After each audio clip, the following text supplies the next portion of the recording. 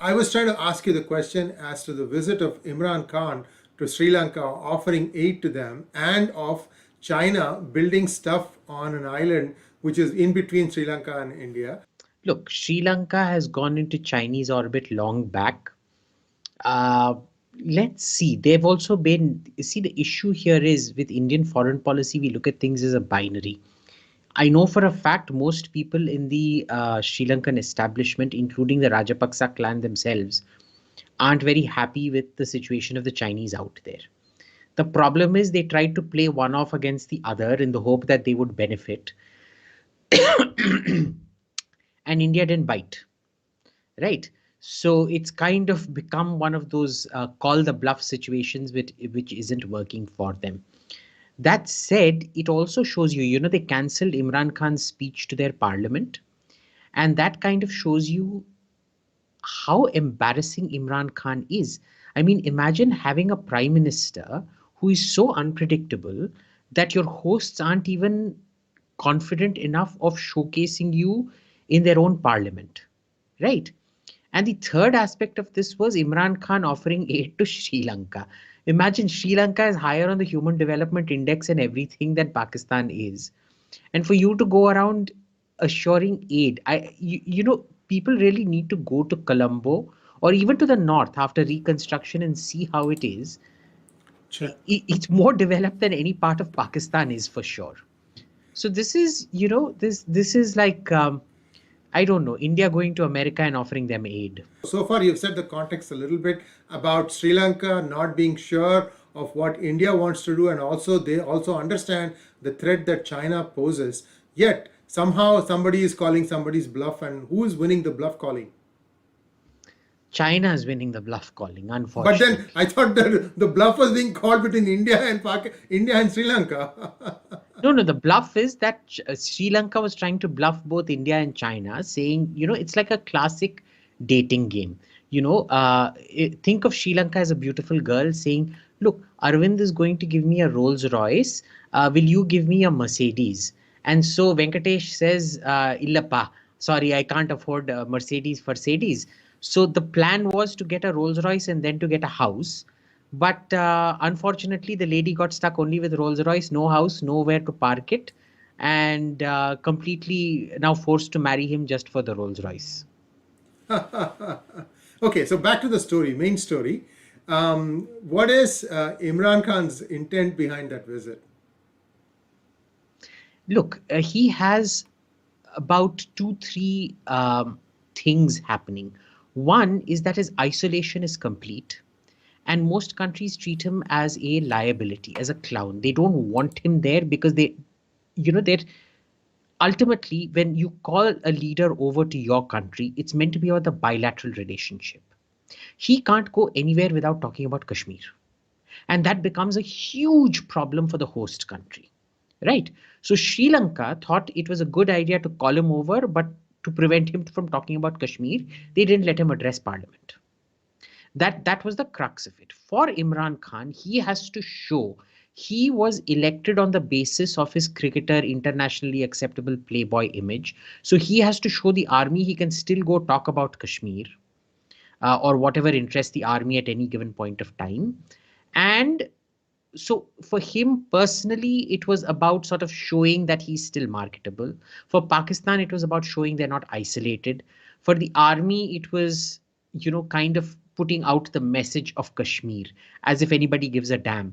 I've met African officers who were on a port visit by Pakistani ships. And apparently, suddenly, the commanding officer decided to show them a video about Kashmir and all of that. And they were just sitting there looking, saying, what does this have to do with us, dude? We're not even interested. We don't know what Kashmir is. We're not interested in what Kashmir is. So it's kind of force feeding people a sort of Kashmir narrative. It's basically a sign of impotence. There's nothing you can do about it.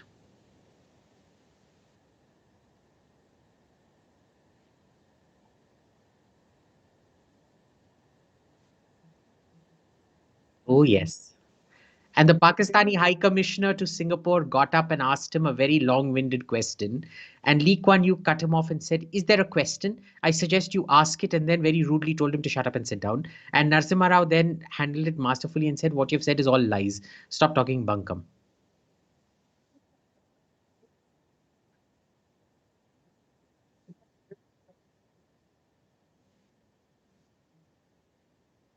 No, no, no. I've actually been to those receptions. They invite Indian minister, and usually the Indian minister shows up for like 2-3 minutes, gives a speech, and then leaves. Do you remember the last time it was General V.K. Singh who attended it, and it became a bit of a controversy because he used that term prostitutes in there? But that is a Pakistani National Day, which has to be done.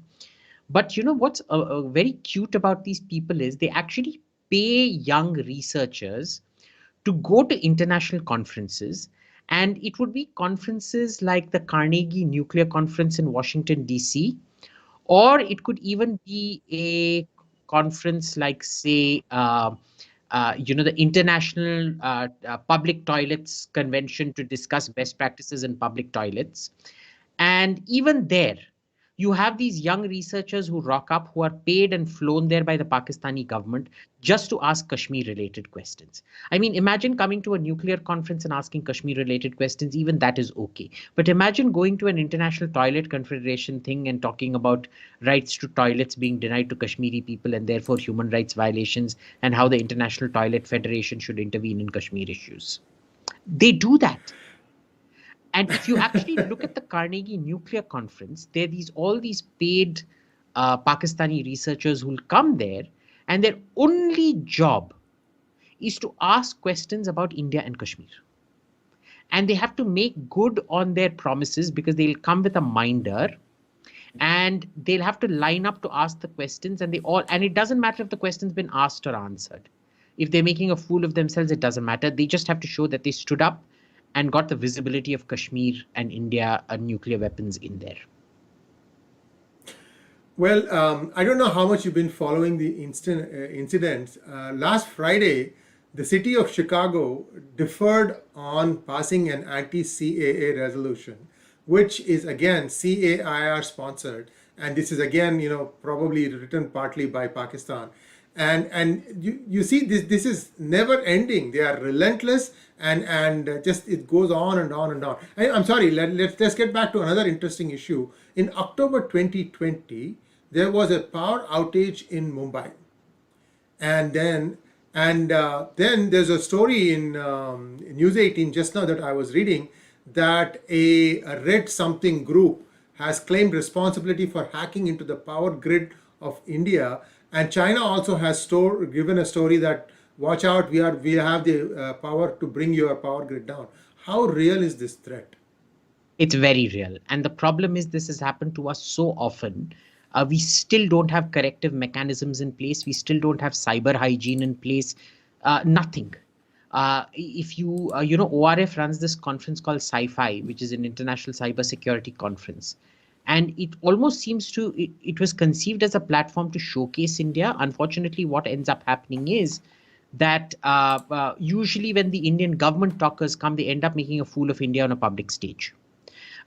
You remember in 2009, the Chinese first showed their ability to turn on the cameras and microphones of every Indian computer anywhere in any embassy, in any Indian embassy anywhere in the world. It was detected not by Indian counterintelligence. It was detected by Kaspersky or Norton or whoever, the antivirus people that they send the computer to, because it was having continual servicing issues. Then in 2011, the same thing happens again. Nothing has been done. Then do you remember 2 years back, they broke into the Kalpakkam nuclear power thing, even though because there was a wall, there was a firewall separating the civilian and the, as in the administrative and the operational functions. They did not get into the operational side of things, but they still managed to get into the administrative side of things, which means all the names of the workers, their relatives, their pay, their personal details were compromised to the Chinese. We tried to underplay or downplay that as well. And now we hear about the cyber attack on Mumbai. eh, there's no point even talking about it anymore because they just sit there, twiddle their thumbs. Nobody loses their jobs for it. Nobody ever gets sacked for it. And, I don't mind people not getting sacked as long as they learn from. In fact, I oppose people getting sacked because they should learn from their mistakes and deliver the next time and see to it these things don't happen. Sadly, people don't get sacked, nor do they deliver. And that is very problematic. And now let us jump into the question and answer session. We have a whole suite of questions here. The first one is from Kidnap.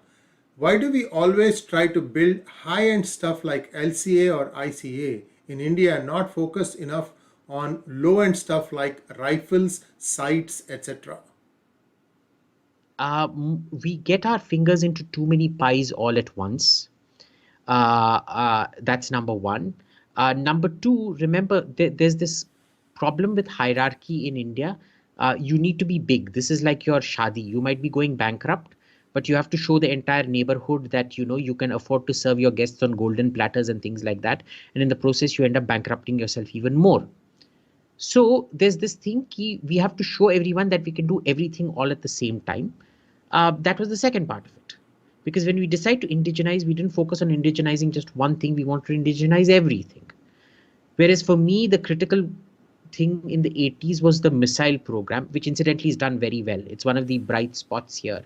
No, we have to do it on everything. And this is what happens when you try to be a jack of all trades and the master of none. Plus, you have this thing that you have to do the finished product. You can't focus on systems and subsystems. Tell me one finished product that Israel does. Nothing. They only focus on system subsystems. They finally came up with the Merkava tank after a long time. But they don't do everything. They just focus on core niche products. We don't. It's a management issue. It's a management problem. And it is what it is. Kidnap also has a second question. Why is infantry taking all the promotions in the Indian Army? They used to do most of the dying, boss. When you basically have World War I style human wave tactics and things like that, it's only natural that infantry gets most of the promotions because they're unprotected, unlike tanks and things where at least you're kind of behind metal and so on and so forth. So it is what it is. There's nothing we can do about it. You need to have. It's quite paradoxical actually, because as modern warfare gets more and more modern, you'll actually find infantry again reprising its role as the more important part of the forces. I think tank warfare is at an end, especially after we saw in Armenia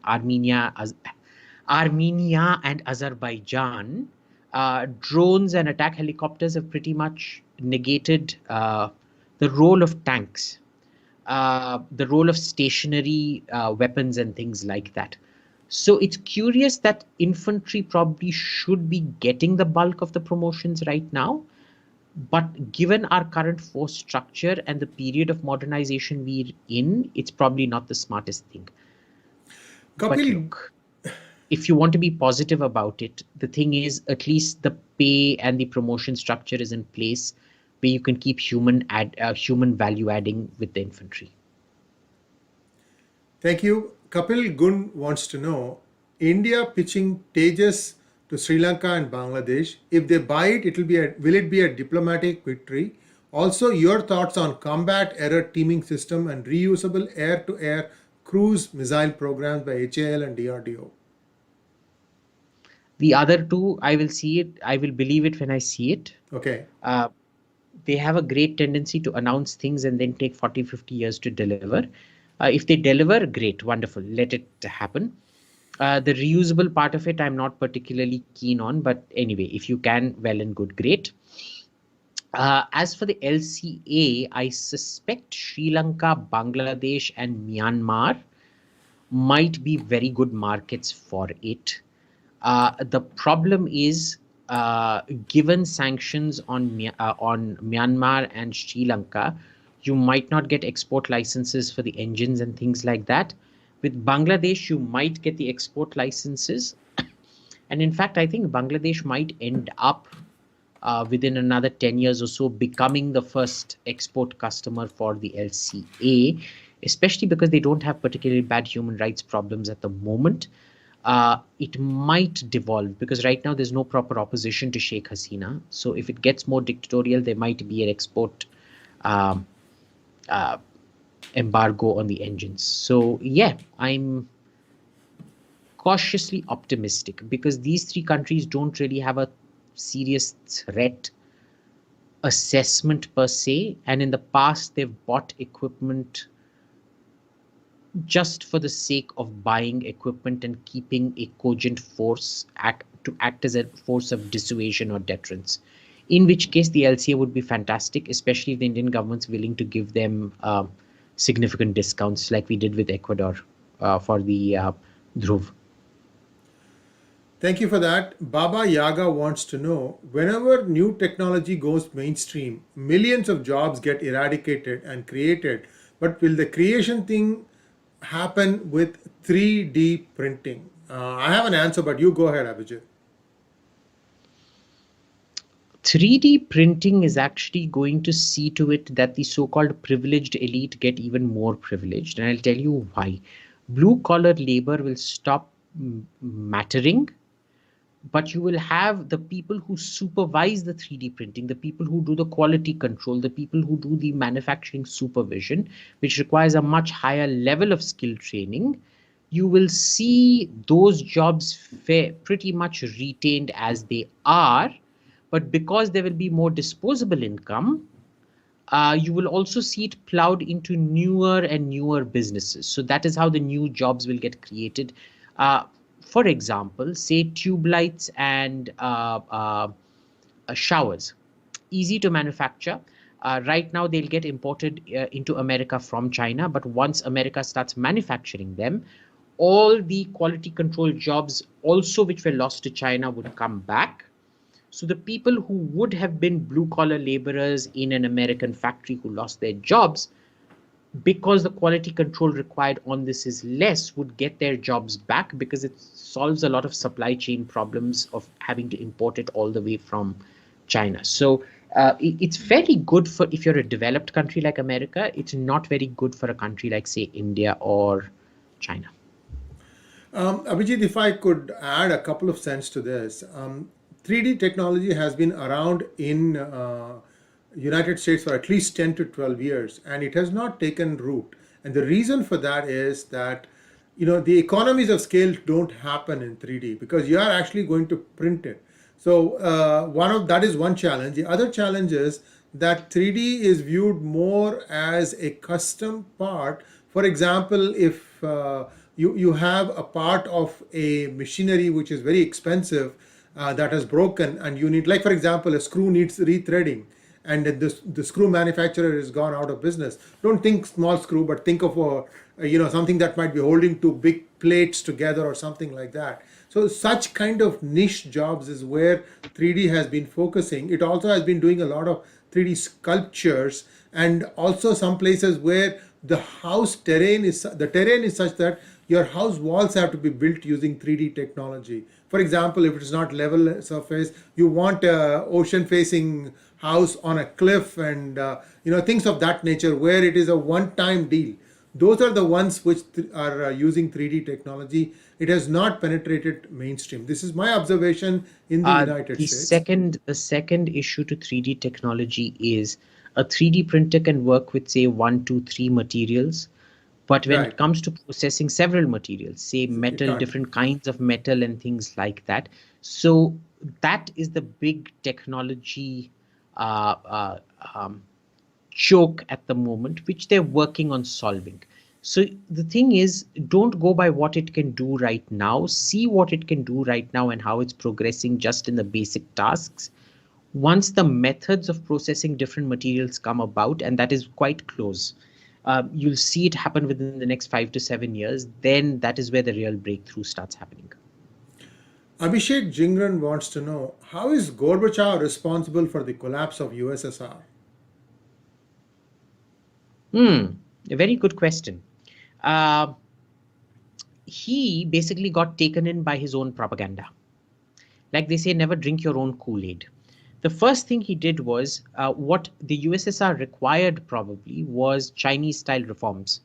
Move towards the market, don't buy Western propaganda. He bought the Western propaganda of transparency, and mind you, the Russian leadership almost always knew the real figures even when they were going in for famines and whatnot. The problem was never one of not knowing data. The problem was one of hiding data from the public, right? The problem with Gorbachev was he actually believed that things like democracy and all of this came from the goodness of the Western heart rather than a tool of regime change. So he lowered his guard on that. He didn't focus on fixing the economy. He focused first on fixing the politics. And the economy came as an afterthought. And that is why he's responsible for destroying the Soviet Union. And it's not the first time. It's not the first time that Russia has been through this process several times before. Under Catherine's husband, Catherine the Great's husband, Tsar Peter or Paul, I keep forgetting, sorry. So, Tsar Paul. And then again, a bit under Lenin, where he signs this Treaty of Brest-Litovsk, effectively, conceding German demands and getting knocked out of the war. So it is very, very problematic. Russian leaders have this tendency of falling for Western propaganda very easily. And that is why Putin is so hell-bent on cracking down on any Westernization of thought in Russia. And he's so close to Western ideas. Asif Rockstar, he wants to know, love you both gentlemen. I have an eerie feeling about this recent ceasefire re-agreement and that it might have some faraway connection to China. I think consequences is what he means. Is everything that's being fed to the media on the up, or are there some undercurrents? That's what he wants to know. Look, there is some connection to China in that the general assessment is we can't afford to be active on two fronts, not in China, because remember, China walked up all the way up to Finger 4 in Pangong when we shifted troops to fight the Kargil war, right? Before that, we held up to Finger 5. So what we have to look at here is that, yes, there is a China angle.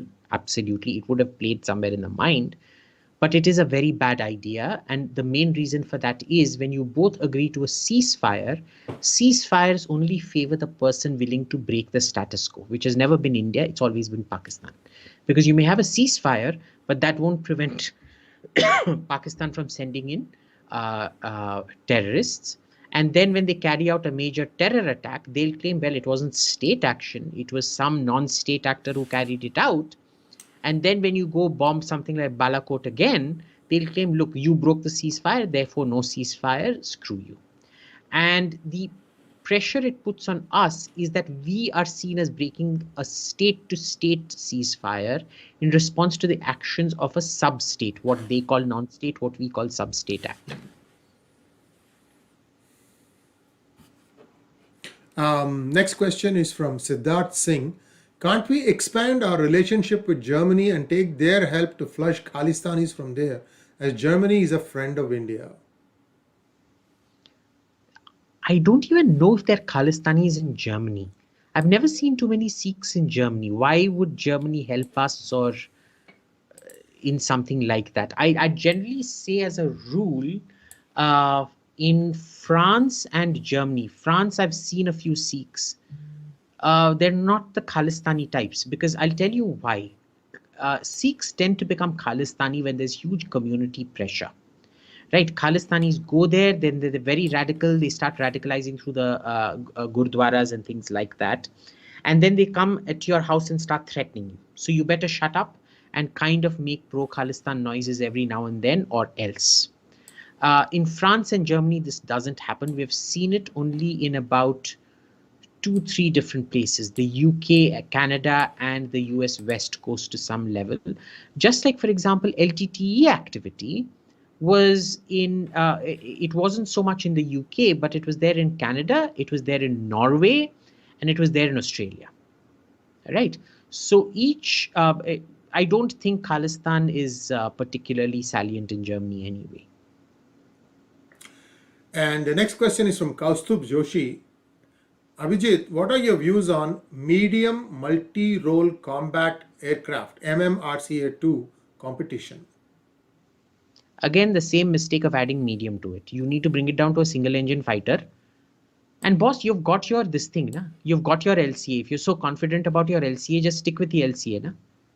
What is this another medium? Or either issue a repeat order for Rafale or issue repeat order for Sukhoi. You don't want to do both, and now you're running at the. It's a comical farce. Now it's gone beyond the stage of a farce where it's now coming off as being really irritating now. You've got your single engine fighter, the Tejas, which you have so much confidence in. Why do you need more single engine fighters? Just go in for that. Or why do you need another fleet of double engine fighters?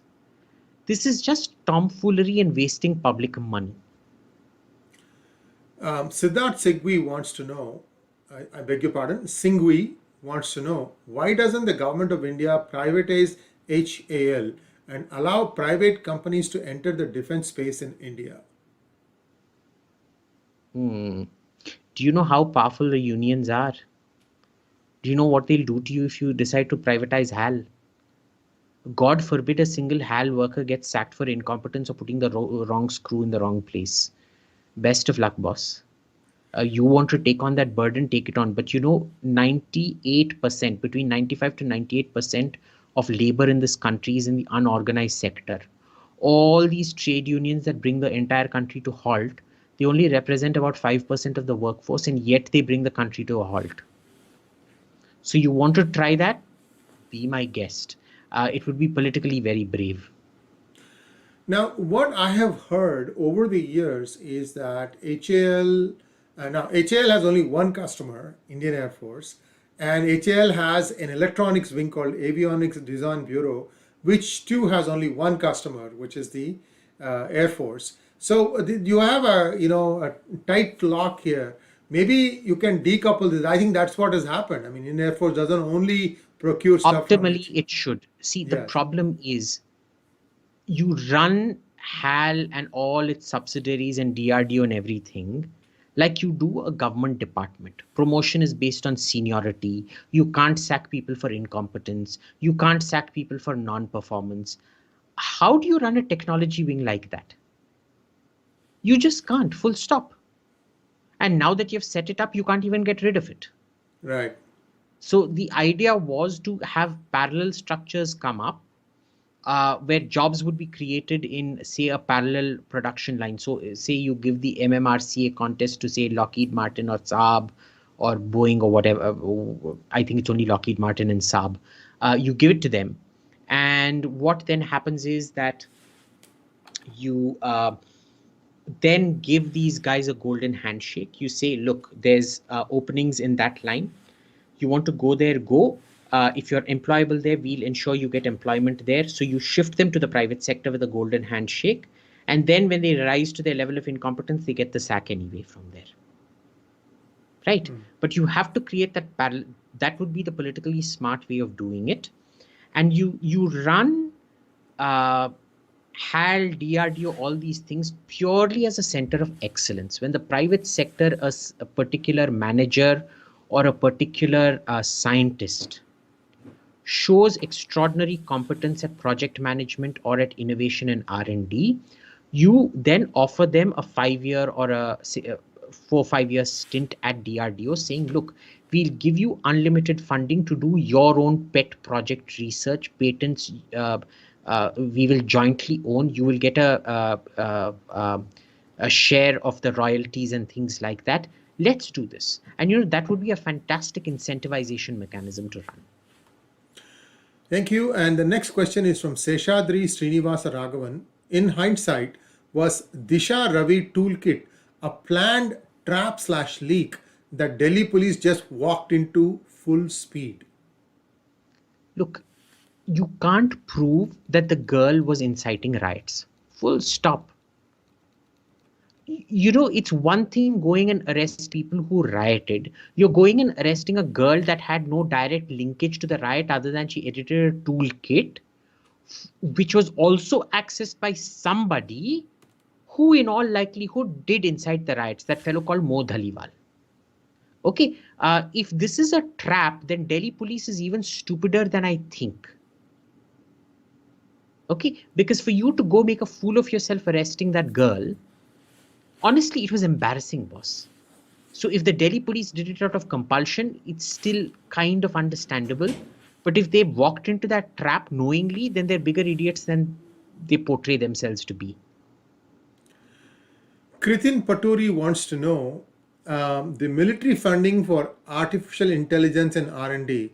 What are the potential impacts on India due to metadata flow out of the country? Huh? Metadata flow is like see No, no, any I know what metadata flow is, but okay. how does this connect into the question? Well, I think what he's trying to know, I mean, he's confused even as he's typing the question. Kritin, sorry about this. We're going to skip this question. Let's come back to it. If he maybe See, I you clarify understand it. what metadata flow is, but Hmm. what is the military? I'm not getting what the connection between the two is. I Military need a funding. coherent question. Yeah. So I'm sorry about that. Kritin, please write a coherent question and we will wait and see what he comes up with. Next question is from Ishank Bahuguna. Abhijit, please answer this question. If the West is going to decline, if Russia is going to decline, and if the Middle East is on a powder keg, which is part of the world, has a great future for the next 50 to 100 years.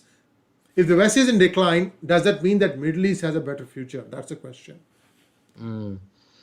Um, Look, I know Korea has a great future.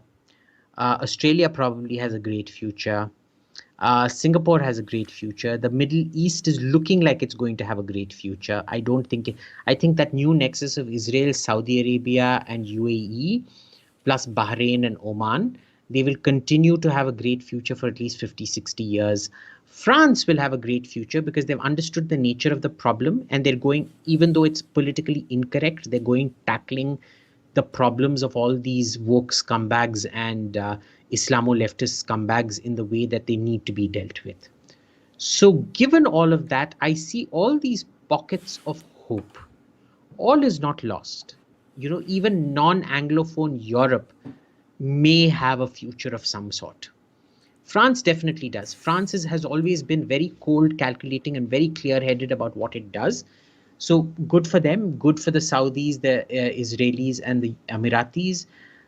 Southeast Asia generally has a bright future. I'm not seeing them going anywhere. Uh, China is on the longer downward trajectory. Russia is not going anywhere. Let's be clear about this. Russia's reached the worst that it can, which is it's become a white Saudi Arabia single product, commodities economy. There's no place to go except up from where it is right now, right? So even Russia, not really going anywhere down, further down from here. It's not that gloomy, boss. We tend to get gloomy probably because we think of everything through such a Anglosphere Western lens, which tends to focus on America and slightly less on Canada and UK, which are anyway basket cases. Thank you for that. Samarth, thanks for joining. And Mandar Deshmukh, both of you have asked questions about whether India's power grids are safe. This question was answered in some detail by Abhijit. So please go back to the beginning of this conversation. You may have some data drops because my voice wasn't coming through.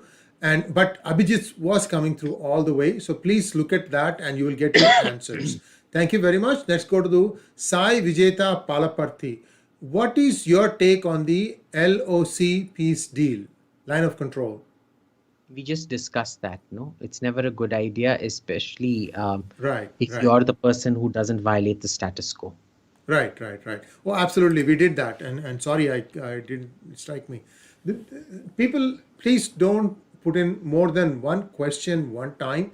I have four questions from one guy. I'm going to only ask one question at a time, and then let's see how this thing threads through. We have time, and I think we'll be good time wise. Rahul wants to know, new member. Do you see the role of Biden or China in the India Pakistan ceasefire agreement? No, not directly. Just very marginally, like I said, that India doesn't want to have two fronts of engagement. Very tough question for you, Abhijit. Next from Rahul. Why did you choose to study BCom? Why not a STEM discipline? Very good question. I chose commerce in school because I wanted to do economics. I had no interest in accounts or commerce per se. It was more economics. So in the 10th where you've got to choose, I chose BCom with economics. I could have chosen BCom with computer science instead of economics. I didn't want that. So I chose economics. And then I wanted to do my BA economics. My mom was like a typical Tambram mother. She's like, what are you going to do with economics? Are you going to sit on the road and beg? Or are you going to be some underpaid professor at a university? No, no, no. You're going to get a professional qualification. You're going to do a BCom. So the simple answer to you is I did not choose it. My mom chose it for me. Last question from Rahul. Are there any islands in the Indian Ocean available for lease/sale which India can use? I'm thinking of Socotra Island. So, Socotra was a fantastic opportunity for us to take over, do a mild annexation of it. We didn't. And the UAE has effectively gotten control of it, which is fine. UAE will see to it, they'll maintain it very well. It's also an ecological wonderland. I was meant to go there about 2-3 years back. The problem was the governor of Socotra got killed by rebels. So the entire thing got cancelled. We were actually meant to meet the poor fellow a week after he got killed, but then he got killed and our entire trip got cancelled. So yeah. Look, there was an opportunity to probably say, we're taking over the island for safekeeping till the civil war in Yemen calms down. But no, the UAE has gone and occupied it. Good answer there. I hope next time you make sure that the stars line up properly before you take the trip. Chinmay wants to know why so much outrage on Jamal Khashoggi's murder. Was he a CIA spy? He wasn't a CIA spy. He was a soft Islamist. He was soft Muslim Brotherhood. And remember, the Wahhabi clerics have a huge issue with the Muslim Brotherhood. Each one prefers to see themselves as the pure Salafist, but the Wahhabi Salafists don't accept the Muslim Brotherhood as somehow legit or kosher Salafists. Now, what the problem here was that because, and this is very common amongst a lot of Saudis, they pretend to be modern and progressive, but in fact, they keep supporting the old systems which kept Saudi Arabia in the dark ages. And MBS didn't want any of that crap. And remember, Jamal Khashoggi's writing was entirely because of he was promoted by the kingdom as an advocate of the kingdom's then policies. And he had used that privilege to then turn on the current dispensation. And so he had to be taken out. It was that simple. That was that. Now, I'm just amused by all the outrage coming from the Democrats, because the Democrats were the ones responsible for bombing Serbian radio TV in, what was it, 2003? When was the NATO bombing of, 1999? No, I think it was in 1999. The bombing of Kosovo. During Clinton's time. Yeah, 23rd April 1999. And they basically killed 16 Serbian journalists in there. Do you see any sanctions on Bill Clinton? No, even though it was a deliberate act. Bill Clinton gave the order to go bomb this thing. Okay, George Bush gave the order to bomb Al Jazeera in Iraq, when the Iraq invasion happened. He claims he did not. The point is, the Americans knew that this was the Al Jazeera building. There was an intentional bombing of Médecins Sans Frontières in Afghanistan.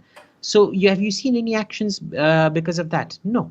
So, I just find this is just petty politics where the Democrats are trying to get back at UAE, at Saudi Arabia and Israel for effectively proving every think tanker in Washington who claimed no peace deal was possible without a two-state solution.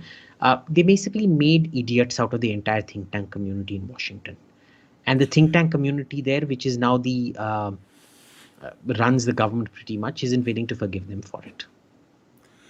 One question I have, Abhijit, would you like to do a separate session on the doctrine of MBS, Mohammed bin Salman? what is really going on. There is a fair amount of churn that is happening, and we've talked about this in bits and pieces, but in terms of the overall strategy, what is going on, suddenly foes are sitting down and having a drink or two or a dinner or two. Consulates have gotten opened, and there is this new sense of cooperation. And I'm just think about this. We can talk offline and then come back and see if it makes sense for us to do something like that. Yeah, sure. Happy to do that. Great. Kritin Paturi has rephrased his question, and this is a better question. Does metadata flow out of India have an impact on India's national security? Huge, huge. And the problem is we're such a bunch of clueless dolts on protecting our own cyber security, no cyber hygiene training, nothing, that we don't even realize the amount of metadata we're leaching. Because just because we can't set up those macro algorithms to extract information, we think nobody else can. And I don't think the damage is already irreversible, boss. I don't know how it's going to come back to bite us, except probably the level of our top leadership getting compromised is much more serious now. And as we go on, all the kids who are on Facebook or Twitter now who will be the leaders of tomorrow, they would be much, much more compromised. Right? So it's a very dangerous paradigm of full-on institutional compromise that has been happening, and we're none the better for it.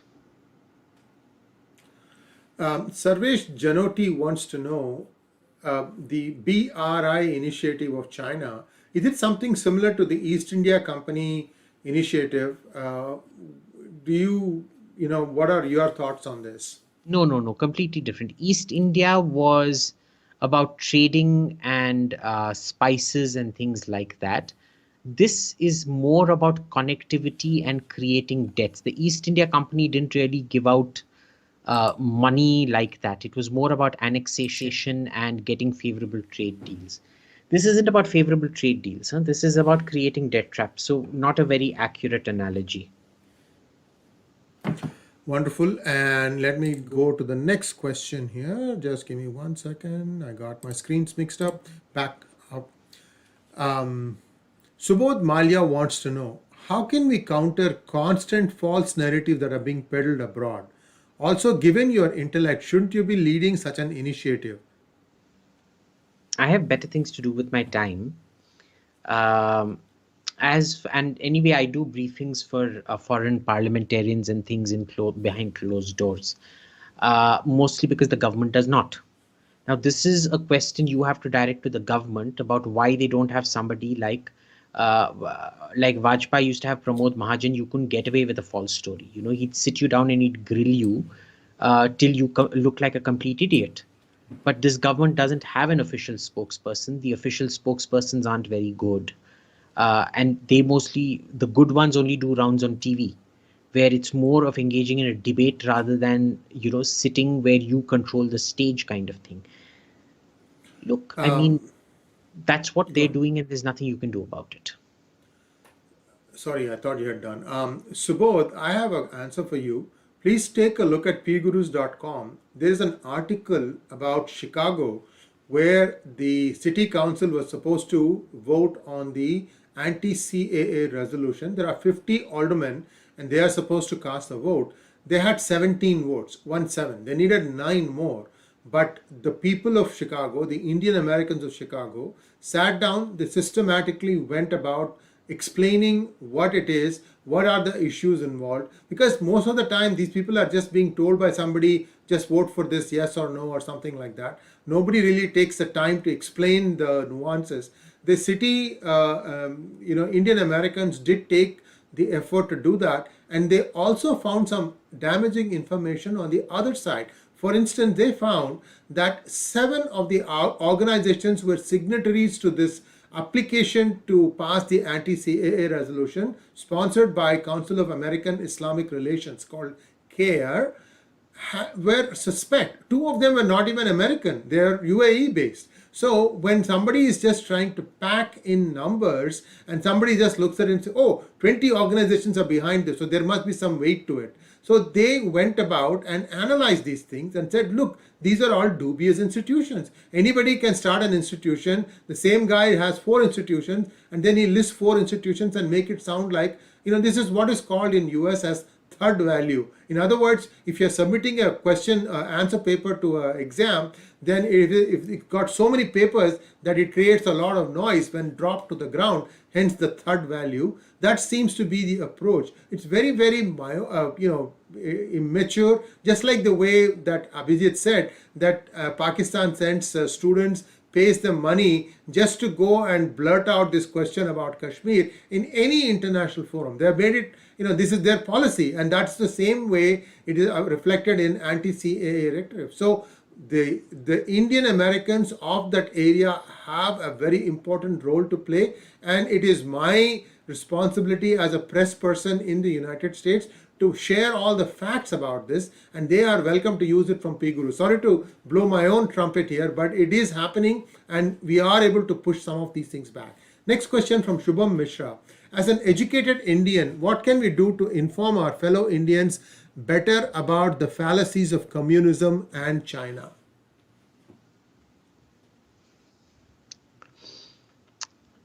Look, you live in an age where one side really isn't listening to the other side. Okay, social media tends to do that. It tends to polarize the narrative to an extent where you only stick to your own echo chambers. Honestly, there's nothing much you can do. The real focus needs to be on the education system, which is structured in such a left-wing way that there's nothing you can do to come out of it. You've already lost half the game at the education level. So if you want to do anything, focus on getting your politicians to change the syllabus, especially the humanities syllabus. Desperately needs to change. Next question is from Teja Ravi. Why is Iran not interested in talks on the nuclear deal which Biden and the EU want to reopen? Repeat, what? Why is it? So Iran is saying that it is not interested in coming back to the negotiating table on the ban that the US reimposed, and he wants to know why.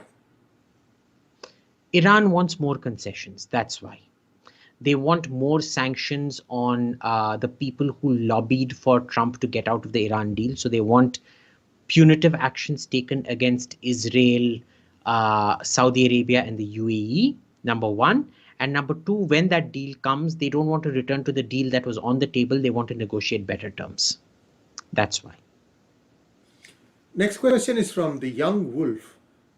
Why are there so many issues with Ordnance Factory Board, OFB? A Belgian company, FN Herstal, blocked India's purchase of P90, which is used by SPF and Marcos. Germans have already blocked H&K from supplying carbines to India. Look, there's specific EU sanctions on supplying things to India. The problem is, are you so dependent on Heckler and Koch and FN Herstal only? Why are you so obsessed with that? You already got the technology for one gun, which was the Sitara, the smaller Tavor from Israel. Why can't you just stick to one gun, boss? What is this? Your question itself tells you what is wrong with the OFB. Everybody wants to buy a different gun on what their commander prefers. You can't go around doing crap like this. You need to standardize on one gun. As it is, you had some partial Tavor technology. Now you're going in for Russian AK-203 technology for the rest of the thing. Your military doesn't want to come down to 5.56 mm or 5.45 mm, which is what the Russians have standardized on. No, you just want to keep going on and on and on like this, buying all kinds of 100,000 different varieties of guns. Aise kaise chalega? This is a political decision to be taken. You just tell the military, shove it. You're standardizing down to one particular caliber that is compatible with the rest of the world. So when our OFB or whatever gets bombed during a war, we can easily import this caliber from some other country and have enough bullets to go. You don't want to do that. So what do? You end up with situations like this. Next question is from Sanjay Vedachalam. Even if 3D printing destroys India's chance of industrialization, could it be possible to do sovietesque industrialization? Yes. The question is, are you ready to industrialize to what end? If you can't sell anything, you'll be industrializing and bankrupting yourself. It is possible if you get rid of the concept of money itself. Uh, are you ready for the social stress that that's going to bring about? Best of luck. I mean, I don't think we are. You're going to end up going the same way as the Soviet Union. But look, if you think you are, go for it.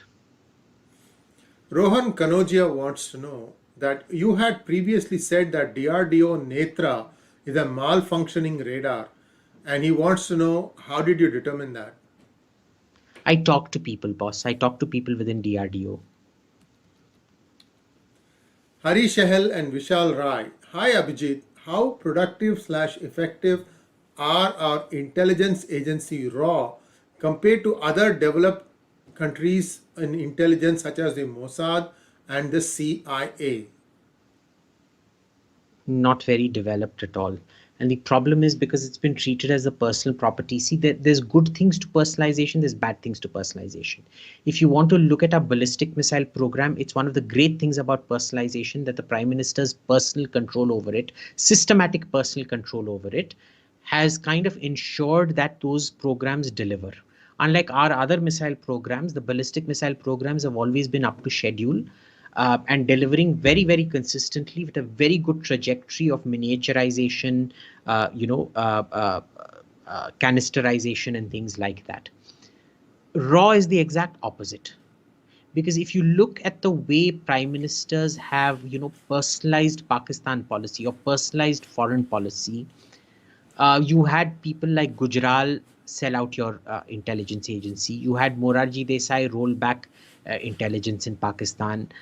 This just keeps happening to the point. You had Doval throw the Baloch insurgents that Chidambaram had nurtured. He just threw them under the carpet, under the truck. You can't have this kind of policy, right? So raw is now pretty much ineffective. You see the raw agent at embassies abroad, you can just sniff them out. You can tell this guy is so socially awkward. You just turn to your DCM or ambassador or whatever and ask, is that the raw guy? And they'll turn to you and say, yeah, obviously it is. I mean, how did you guess? It's that obvious, dude. And if I can pick them out, I mean, I bet you the foreign intelligence guys have picked them up long back. We are coming down to the end of our session today, and we're actually doing well. 6 minutes to go, a few questions left. And I want to urge our listeners and viewers to please try and join our membership. It's not very expensive, and we will bring to you quality content. We are lining up a whole slew of new speakers that you have never heard before, and everybody likes the way the content is presented in the PGurus channel.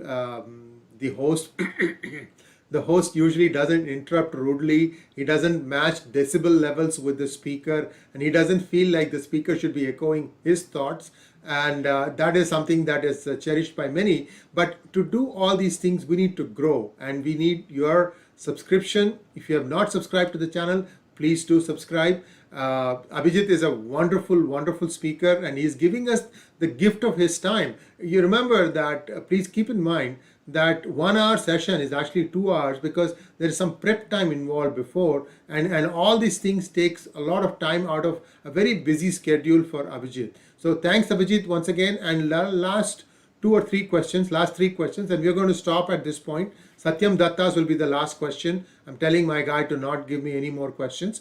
Kapil Gund wants to know, why do you hate twin engines so much? If AMCA becomes a twin engine, would you like 2 to 3 iterations for it for the entire IIF fleet? What about Navy planes? I don't hate twin engines, boss. We can't afford twin engines. Okay, there's a difference between liking a Rolls Royce and being able to afford a Rolls Royce. I would love to have a Rolls Royce. I would love to see to it that every plane in the Indian fleet is a twin engine long range fighter. The problem is, I also know we can't afford it. Okay, अपनी औकात में रहनी चाहिए सबको. My problem is that the military just doesn't seem to get economics. And we pay for it in terms of unmaintainability later on. Extraordinary amount of expenditure just on keeping that plane in the air, when it can be used for much more critical assets like intelligence gathering, ISTAR, and things like that, which is what makes that plane potent. Because remember, today's potent plane, 90%, it's great at going and bombing a thing, but 90% of the work has already been done before by ISTAR assets for it, so that it can go and deliver the coup de grace. Next question is from Argo Chatterjee. Hi Abhijit, do you foresee hyperinflation in the US impacting India's military preparedness? No, not really. You can have hyperinflation in the US. It'll Let's see, if they impose CATSA sanctions over the S-400, there won't be any more purchases from America anymore. So that might not be an issue at all. But look, hyperinflation there would mean generally a reduction in prices out here, because they'll be desperate to get sales. Next question is from Satyam Datta. Any information on our indigenous nuclear submarines, especially their noise levels? As far as I'm concerned, the noise levels are fairly decent. Because remember, Russian welding is ahead of Chinese welding. So there is an issue with multi-hull.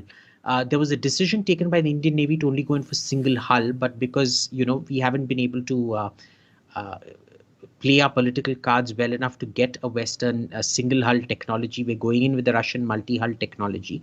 The problem isn't so much with the noise it emits as water getting between the hulls and creating minor noise, which causes havoc with the signal processing of the sonar.